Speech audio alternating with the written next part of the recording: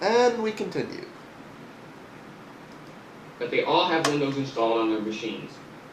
Asking why open source? Actually, that's not true. I don't have Windows installed on all my machines.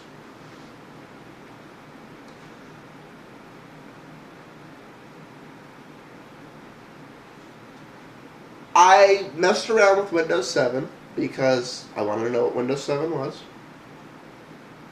We have a Windows Vista machine here because we need to keep up with that. Have an XP machine here. But the machine I use on a day-to-day basis for my day-to-day computing has Linux and Linux only. My day-to-day computing machines, the machines I do everything for, the only reason I keep a Windows machine around is to keep up with what Windows doing, because if I walk into I'm not very employable if I say, oh yeah, I haven't used Windows in about 3 years. And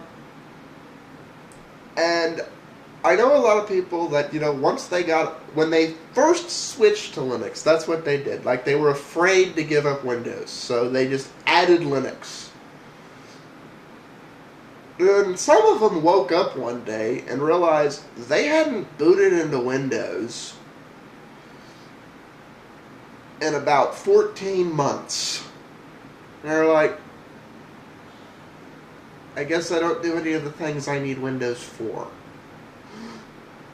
That's the realization they get. They're like, okay, yeah, I gave up some things, but I don't really need them, and I never do those things, and I never use them. The only time I ever use Windows is when I'm doing gaming or game reviews. And there's some technology and development that could make that gaming deficiency irrelevant. And it depends what kind of games you like. For example, both have...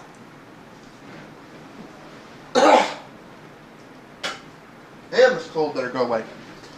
For example, both Half-Life engines, so Counter-Strike, Team Fortress, and any of the dozens of games in the first-person shooter arena that are based either on the HL1 or HL2 engine made by Valve, they work in Linux in the same way they work on Mac. If you're running Wine, you can use those. They work fine. Same thing with StarCraft. Same thing with a lot of games. And any games developed using OpenGL, well, those work fine on Linux. They also work on Mac. It's the games that are specifically designed to use DirectX and DirectX only, which is a lot of games, and that their engines are not as well known, or there are other kinds of games that don't work on Linux. A lot of them work on Crossover. Or Crossover Pro, actually, because you need the Crossover with the Gaming's pack, which I think's $50. It's been a while since I've priced it. I think it's still $50. I apologize if I'm wrong on that number. Somebody correct me if I am. And then they work there. If games become more cloud-based, like OnLive, I've been holding off reviewing on OnLive because I've been talking with OnLive, and I'm trying to get answers to some questions. That's one of them. There's some other things I want to cover, and I don't want to be incorrect in what OnLive is and isn't when I talk about it. A lot of people are excited about it, and I don't want to say it's going to fix that and they're going to completely leave Linux out in the cold. And I don't want to say it's not going to fix that and their Linux development's just going to take a little longer because they're trying to get the thing off the ground. I want to be fair there.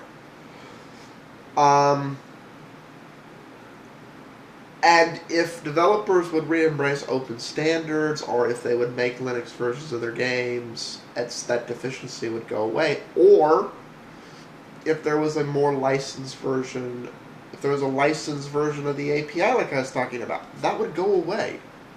And then there'd be no reason to ever boot into Windows. However, if you're somebody who's gotten old enough that they don't game anymore, or is not a gamer, or is not doing one of those things, then you don't need Windows at all. So it depends on the type of computing you're doing. But, that's always the question. What do you want to do with a computer? That's what really answers the question. Do I need a Mac? Do I need Windows? Or can I get away? Or am I fine with Linux?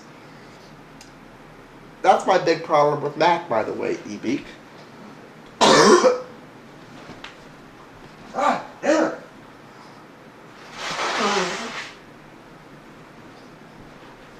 Sorry,